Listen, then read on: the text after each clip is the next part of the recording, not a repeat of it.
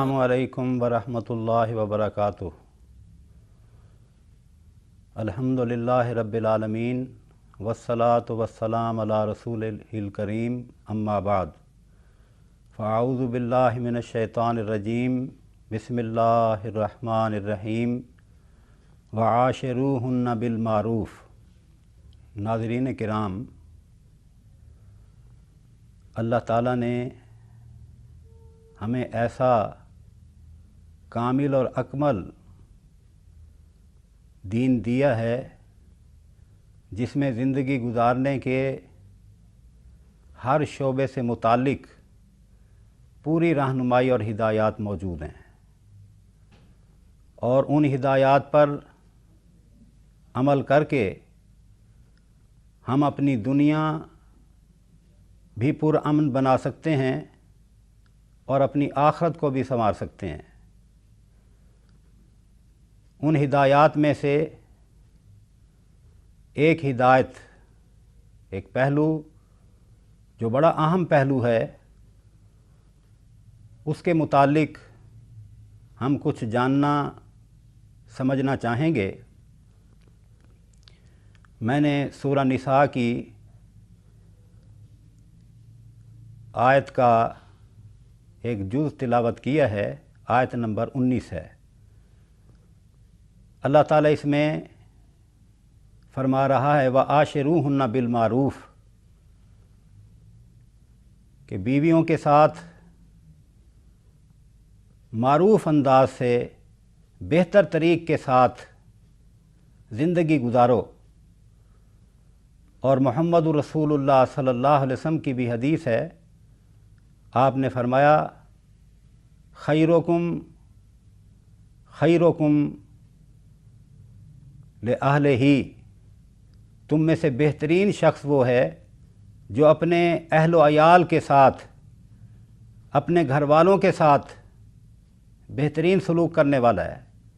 وَأَنَا خَيْرُكُمْ لِأَهْلِي، اور میں بھی تم میں سب سے زیادہ اپنے اہل و عیال کے ساتھ، اپنے گھر والوں کے ساتھ بہترین سلوک کرنے والا ہوں۔ اسلام سے پہلے عورت ایک انتہائی مظلوم زندگی گزار رہی تھی۔ جاپان کے اندر یہ کنسیپٹ پایا جاتا تھا کہ عورت کی مثال ایسے ہے جیسے بچھو ہوتا ہے، اسکارپائن ہوتا ہے۔ بچھو کا کام ڈسنا ہے، عورت بھی اسی طرح سے ڈستی ہے، ایذا پہنچاتی ہے۔ ہندوستان کے اندر عورت کو انتہائی حقیر سمجھا جاتا رہا، اور ابھی تک بھی کچھ علاقے ایسے ہیں جہاں اس کو حقیر ہی سمجھا جاتا ہے۔ اور پھر اس کے ساتھ یہاں تک ظلم اور زیادتی ہوتی ہے کہ اگر خامند فوت ہو جاتا ہے تو اس کی بیوی کو اس کے ساتھ ستی کی رسم کے تحت اس کو زندہ جلا کر خامند کے ساتھ ہی جلا دیا جاتا ہے اور ختم کر دیا جاتا ہے۔ اور عرب معاشرے میں بھی مختلف ظلم کے سلسلے جاری تھے۔ کوئی شخص اپنی بیوی کو جتنی مرتبہ چاہتا طلاق دے دیتا، اور پھر عدت کے اندر اندر رجوع کر لیتا۔ کئی بار ایسے کرتا۔ عورت کو زچ کرنا مقصود ہوتا تھا، تکلیف اور ایذا پہنچانا مقصود ہوتا تھا۔ اللہ تعالیٰ نے اس ظلم اور زیادتی سے بچنے کے لیے احکام دے دیے۔ اسلام نے یہ تعلیم دے دی، جیسا کہ اللہ تعالیٰ سورہ البقرہ آیت نمبر 229 میں بیان کر رہا ہے الطلاق مرتان فامساک بمعروف او تسریح باحسان، کہ طلاق 2 مرتبہ ہے جس میں رجوع کیا جا سکتا ہے۔ اس کے بعد پھر آسن انداز کے ساتھ یا تو اس کو روکے رکھے یا پھر اسے آزاد کر دے۔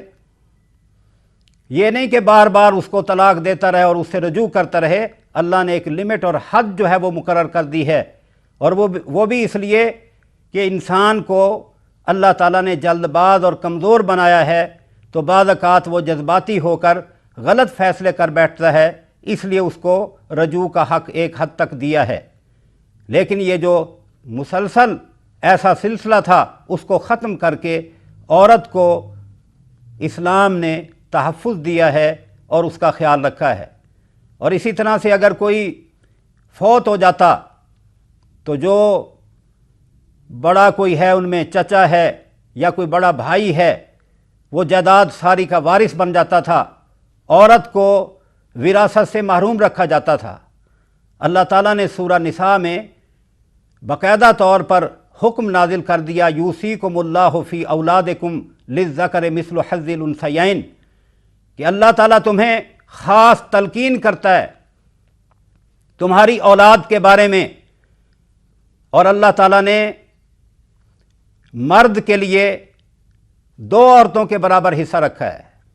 उसकी वजह यह है कि मर्द पर मुआशी ज़िम्मेदारियाँ ज़्यादा होती हैं। अगर उसने कहीं निकाह करना होगा, हक़ महर वो अदा करेगा, नान नफ़क़े का वो ज़िम्मेदार होता है। तो इस हवाले से अल्लाह ताला ने बिल्कुल जो उसका हक़ बनता था मर्द का, उसको वो बयान किया, लेकिन औरत को भी महरूम नहीं किया। उसके लिए भी बाकायदा तौर पर अल्लाह ने हक़ मुकर्रर कर दिया है।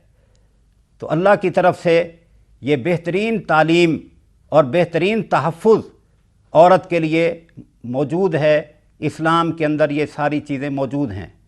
और इसी तरह से औरत के बारे में उसके हक़ को इस हद तक कि अगर वो माँ है तो फिर उसका क्या हक़ है, बीवी है तो उसके हुकूक क्या हैं, और मुख्तलिफ़ मामलात में अल्लाह ताला ने मुख्तलिफ़ हुकूक जो हैं उनकी वजाहत कर दी है। और जैसा कि इमाम बुखारी रहमहुल्लाह अदबुल मुफ़रद में इस वाक़े को लाए हैं कि एक शख्स अपनी बूढ़ी माँ को यमन से लेकर हज कराने के लिए आया, और उस वक्त ऐसी सवारियाँ नहीं थीं। माँ सवारी पर नहीं बैठ सकती थी, जो उस वक्त की सवारियाँ थीं, ऊँट की, घोड़े की सवारियाँ, उन पर नहीं बैठ सकती थी। बहुत उम्र रसीदा थी, बहुत कमज़ोर थी। तो ये बेटा, फरमाबरदार बेटा, माँ को अपने कंधे पर बिठा कर लाया और उसको उम्रा कराया, हज कराया उसको। और इस दौरान वो अशार पढ़ के यही कह रहा था, जिसका तर्जमा मफ़हूम ये है कि माँ तुझे ऐसी सवारी मिली है जिस सवारी में ना तुझे कोई धक्का लग रहा है, ना तेरे लिए कोई हिचकोलें। तो वो तवाफ़ के दौरान यही अशार, यही कलिमात इस तरह से अदा कर रहा है, जिसका ये मफ़हूम है। अब्दुल्ला बिन उमर रज़ी अल्लाह तआला अन्हु ने जब उस शख्स को देखा कि वो ये कलिमात कह रहा है, तो आपने अपने शागिर्दों से कहा कि जब ये तवाफ़ से फ़ारिग हो जाए तुम इसे मेरे पास ले आना। तो जब वो तवाफ़ से फ़ारिग हुआ तो उन्होंने कहा कि चल, वो फ़लाँ शेख जो हैं वो तुझे बुला रहे हैं। पूछा कौन बुला रहे हैं? बताया अब्दुल्ला बिन उमर रज़ी अल्लाह अन्हुमा। तो वो शख्स कहने लगा बहुत खुशी की बात है, मैं तो ये चाहता था कि उनसे मुलाकात करूं। चुनाचे वो शख्स अब्दुल्ला बिन उमर रज़ी अल्लाह तआला अन्हुमा के पास आया तो उन्होंने पूछा कि तू ये क्या कलिमात कहता है? तो उसने बताया कि मेरी माँ बहुत बूढ़ी है, कमज़ोर है, सवारी पर नहीं बैठ सकती, मैंने उसको यमन से अपने कंधे पर उठाकर लाद कर लाया हूँ, और इसी तरह से मैंने उसको ये तवाफ़ करवाया है, और मैं ये कलिमात इस तरह से कह रहा हूँ कि मैंने उसके साथ ये सलूक किया है। आप मुझे ये बतलाएं कि क्या मैंने उसका हक़ अदा कर दिया है? तो अब्दुल्ला बिन उमर रज़ी अल्लाह तआला अन्हुमा ने फरमाया कि जब तेरी पैदाइश का वक्त था तो ज़चकी के हालत में तेरी पैदाइश के वक्त जो उसको तकलीफ़ हुई है उसका एक हिस्से का हक़ भी तूने अदा नहीं किया। यानी इतना मकाम है, इतनी हैसियत जो है वो औरत माँ की सूरत में अगर है तो ये अल्लाह ताला ये मकाम दे रहा है। ऐसे ही रसूलुल्लाह सल्लल्लाहु अलैहि वसल्लम से जब पूछा सहाबा ने, सही बुखारी में मौजूद है कि हमारा बेहतरीन सलूक जो है वो किसके साथ होना चाहिए, कौन हमारे बेहतरीन सलूक का हक़दार है? तो रसूलुल्लाह सल्लल्लाहु अलैहि वसल्लम ने फरमाया तेरी माँ इस बात की हक़दार है कि तू उसके साथ एहसान सलूक कर। उसने पूछा फिर? फरमाया तेरी माँ اس کی حقدار ہے۔ اس نے پوچھا پھر؟ فرمایا تیری ماں اس کی حقدار ہے، اس کے بعد تیرا باپ، پھر جو درجہ بدرجہ قریب ہیں ان کا حق ہے۔ تو اللہ تعالیٰ نے عورت کا جو مقام ہے مختلف حیثیتوں سے اللہ نے اس کو بیان کیا ہے۔ ایسے ہی رسول اللہ صلی اللہ علیہ وسلم نے فرمایا کہ جو شخص اپنی بچیوں کی تربیت کرتا ہے اور ان کا خیال رکھتا ہے تو یہ اس کے لیے جنت کا باعث بنے گی، او کما قال رسول اللہ صلی اللہ علیہ وسلم۔ تو یہ قرآن اور حدیث کی طرف سے بہترین تعلیم ہے، بڑا مقام اور شرف جو اللہ نے دیا ہے۔ اب خامن جو ہے اس کو اللہ تعالیٰ نے درجہ دیا ہے کہ عورت اور مرد کے برابر کے حقوق ہیں، لیکن فرمایا وَلِلرِّجَالِ عَلَيْهِنَّ درجہ، مردوں کے لیے ان پر ایک حق ہے۔ اس کی وجہ یہ ہے کہ حق مہر خامند ادا کرتا ہے، اور اسی طرح سے نان نفقے کا یہ ذمہ دار ہوتا ہے۔ اسی لیے طلاق کا حق بھی اللہ نے مرد کو دیا ہے، اور عورت جو ہے طلاق کا حق اسے نہیں دیا اس لیے کہ وہ حق مہر ادا نہیں کرتی، وہ تو حق مہر لیتی ہے، اور نان نفقے کی ذمہ دار وہ نہیں ہوتی، مرد ہوتا ہے۔ اس لیے یہ حق اللہ تعالیٰ نے مرد کو دیا ہے، ورنہ کئی ایسی عورتیں جن کو اگر یہ حق سونپ دیا جائے، یہ حق ان کا تسلیم کر لیا جائے جو کہ شریعت کے بھی عقل کے بھی منافی ہے، تو پھر ایسی کئی عورتیں بھی ہو سکتی ہیں جو کہ حق مہر وصول کرتی جائیں، نکاح کرتی جائیں، اور پھر جب چاہیں اس کو طلاق دیں، کسی اور سے نکاح کر لیں، وہاں سے حق مہر لیں اور اس کو طلاق وہ کرتی جائیں۔ اللہ تعالیٰ نے اس کے بدلے میں عورت کو باقاعدہ خلا کا حق دیا ہے۔ خلا کا حق یہ ہے کہ اگر عورت کو اپنا خامند پسند نہیں ہے، کوئی معقول وجہ موجود ہے، تو عورت جو ہے وہ اپنا حق استعمال کرتے ہوئے درخواست کر سکتی ہے حاکم وقت سے، قاضی سے، عدالت میں اپنا حق جو ہے وہ لے سکتی ہے کہ میرا اس کے ساتھ نباہ نہیں ہوتا، مجھے اس سے علیحدہ کرا دیا جائے۔ جیسا کہ رسول اللہ صلی اللہ علیہ وسلم کے دور میں جمیلہ نامی ایک عورت نے باقاعدہ طور پر نبی صلی اللہ علیہ وسلم سے کہا کہ اللہ کے رسول صلی اللہ علیہ وسلم، میں اپنے خامند کے بارے میں کوئی عیب نہیں نکالتی، دین کے اعتبار سے، ہر اعتبار سے وہ بڑا ٹھیک آدمی ہے، صحیح ہے، لیکن ایک دن وہ لوگوں میں آ رہا تھا، مجھے اچھا نہیں لگا، اگر اللہ کا خوف نہ ہوتا تو میں اس کے منہ پہ تھوک دیتی۔ تو یعنی مقصد یہ ہے کہ جب وہ مجھے اچھا نہیں لگ رہا تو آئندہ زندگی میں اس کی اگر اطاعت نہیں کروں گی، نافرمانی کروں گی، اس کا حق ادا نہیں کروں گی تو اللہ کے ہاں جواب دہ ہونا پڑے گا، میرا اس کے ساتھ گزارا نہیں ہے۔ تو رسول اللہ صلی اللہ علیہ وسلم نے فرمایا کہ تم نے جو باغ اس سے حق مہر میں لیا تھا وہ اسے دینے کے لیے تیار ہو؟ تو اس نے کہا بالکل، میں خوشی سے اس کو دیتی ہوں۔ تو نبی صلی اللہ علیہ وسلم نے اس سے وہ جو حق مہر میں باغ اس نے دیا تھا اس کو واپس دلوا دیا اور اسے فرمایا کہ اس کو طلاق دے دو۔ یہ صحیح بخاری میں موجود ہے۔ تو عورت کو یہ حق جو ہے اللہ تعالیٰ نے دے دیا ہے، اور جتنا حق اسے چاہیے اللہ نے وہ دیا ہے۔ اللہ سے بہتر جاننے والا کوئی نہیں ہے، اس لیے جو اللہ نے اس کے رسول صلی اللہ علیہ وسلم نے حقوق کا تعین کر دیا ہے، فرائض کا تعین کر دیا ہے، ہمیں اس میں اپنے طور پر کمی بیشی کرنے سے ایک تو یہ بات لازم آئے گی کہ اللہ کو شاید پتہ نہیں، یا محمد رسول اللہ صلی اللہ علیہ وسلم زیادہ نہیں جانتے تھے، ہم زیادہ جانتے ہیں۔ جبکہ اللہ تعالیٰ سورہ الحجرات میں بیان کر رہا ہے یا ایھا الذین آمنوا لا تقدموا بین یدی اللہ ورسولہ، اے ایمان والو اللہ اور اس کے رسول صلی اللہ علیہ وسلم سے آگے نہ بڑھو۔ اب اللہ اور اس کے رسول صلی اللہ علیہ وسلم سے آگے بڑھنے کا مطلب کیا ہے؟ سیدنا عبداللہ بن عباس رضی اللہ عنہما بیان کرتے ہیں، یعنی اللہ کے قرآن سے اور محمد رسول اللہ صلی اللہ علیہ وسلم کے فرمان سے آگے نہ بڑھو، قرآن اور حدیث سے آگے نہ بڑھو، قرآن اور حدیث کے پیچھے رہو، اللہ اور اس کے رسول صلی اللہ علیہ وسلم کی اطاعت اور فرما برداری میں رہو، ان سے آگے نہ بڑھو۔ اس لیے ہمیں حقوق اور فرائض ان کا تعین کرنے کے لیے قرآن اور حدیث کو سامنے رکھنا ہے، اور اسی میں اللہ کی رضا اور خوشنودی ہے، معاشرے کے لیے استحکام اور امن ہے، اس لیے کہ اللہ سب سے زیادہ علیم اور خبیر ہے۔ اللہ کے مقابلے کا علم کسی کے پاس نہیں ہے، ہمارے علم محدود ہیں، ہمارے ذرائع محدود ہیں، ہمارے وسائل محدود ہیں، اور اللہ کے لیے کسی چیز کی ضرورت نہیں ہے، اللہ خود ہی سب چیزوں کے بارے میں بہتر جاننے والا ہے، اس لیے اس کا ہر حکم حکمت پر مبنی ہے، اس کے اندر جتنا انسانیت کا فائدہ ہے کوئی اور اس کو نہ تصور کر سکتا ہے نہ اس کے بارے میں سوچ سکتا ہے۔ تو اس لیے اللہ اور اس کے رسول صلی اللہ علیہ وسلم کے احکام کو ہمیں ماننا ہے، اور الحمدللہ یہ ہمارا ملک جو ہے بنا ہی اس بنیاد پر ہے کہ پاکستان کا مطلب کیا؟ لا الہ الا اللہ۔ یہ لا الہ الا اللہ محمد رسول اللہ صلی اللہ علیہ وسلم، یہ کلمے کی بنیاد پر، اسلام کی بنیاد پر یہ ملک بنا ہے۔ تو ہم اس کے ساتھ اگر یہ سلوک کریں گے کہ قرآن اور حدیث کو فوقیت دیں گے، جیسا کہ ہمارے قانون کے اندر 72 کا جو آئین ہے اس کے اندر بھی یہ بات موجود ہے کہ کوئی بھی ہمارا قانون جو ہے وہ قرآن و سنت کے خلاف نہیں ہوگا، اس سے متصادم نہیں ہوگا۔ ہمارا آئین بھی یہی کہہ رہا ہے، اور ہم نے جس بات پر اس ملک کو لیا ہے اس کا تقاضا بھی یہی ہے کہ اس وعدے کو پورا کیا جائے، اور اس کے تحت اللہ اور اس کے رسول صلی اللہ علیہ وسلم کے ہم پیچھے رہتے ہوئے، یعنی قرآن و سنت کے پیچھے چلتے ہوئے، قرآن و حدیث کے پیچھے چلتے ہوئے ہم اپنے حقوق و فرائض کا تعین کریں، تاکہ ہمارا معاشرہ خوشگوار ہو، پرامن ہو، اللہ کی طرف سے رحمتیں اور برکتیں اتریں۔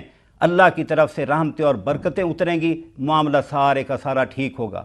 ورنہ یہ ہے کہ ہم اپنے طور پر اگر کچھ کریں گے، اللہ راضی نہ ہو، اللہ کی خوشنودی نہ ہو، اللہ کی رحمتیں اور برکتیں نہ اتریں، کون ہے جو اپنے معاملے کو ٹھیک کر سکے؟ اللہ کے سوا کسی کے پاس کوئی ایسی اتھارٹی نہیں ہے، کوئی ایسی طاقت نہیں ہے، کوئی ایسا اختیار نہیں ہے کہ اللہ تعالیٰ کو ناراض کر کے ہم جو ہے امن قائم کر لیں یا کوئی فائدہ پہنچا دیں، ایسا قطعاً نہیں ہے۔ اور اس کے علاوہ اگر کوئی عورتوں کے ساتھ ظلم اور زیادتی کرتا ہے، یا انہیں بے جا مارتا ہے، یا انہیں ان کے حد سے زیادہ سزا دیتا ہے کہ ان کی غلطی کچھ کم ہے، سزا اس کو وہ زیادہ دیتا ہے، تو وہ آدمی قصوروار ہے۔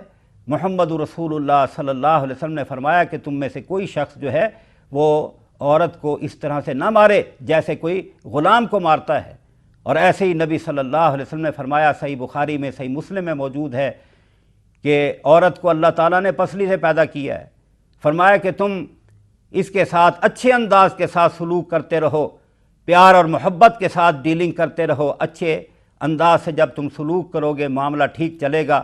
اور اگر تم اس کو درست کرنے کی کوشش کرو گے کہ نہیں میں نے اس کی ٹیڑھ اور کجی کو درست کرنا ہے، اور دوسری روایت میں فرمایا، وہ بھی آپ سے جو منقول ہے، کہ آپ نے فرمایا کہ اگر اس کے اندر کوئی خوبی ہے تو اس کو سامنے رکھ کر اس کی جو خامیاں ہیں ان کو نظر انداز کرتے رہو۔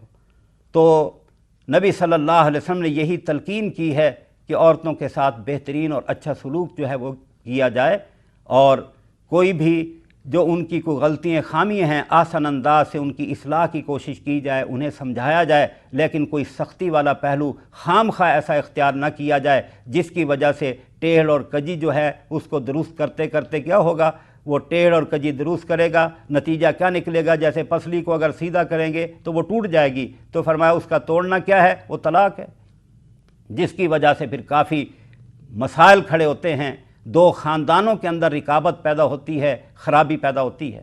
تو اگر کوئی صورت نہ نکلے آپس میں نباہ کی تو بھی طلاق کی اجازت ہے، خلا کی بھی اللہ نے اجازت دی ہے، حق دیا ہے عورت کو۔ تو یہ تمام حقوق اور فرائض قرآن اور حدیث میں محفوظ اور موجود ہیں، اور اسلاف سے یہ ساری باتیں منقول ہیں۔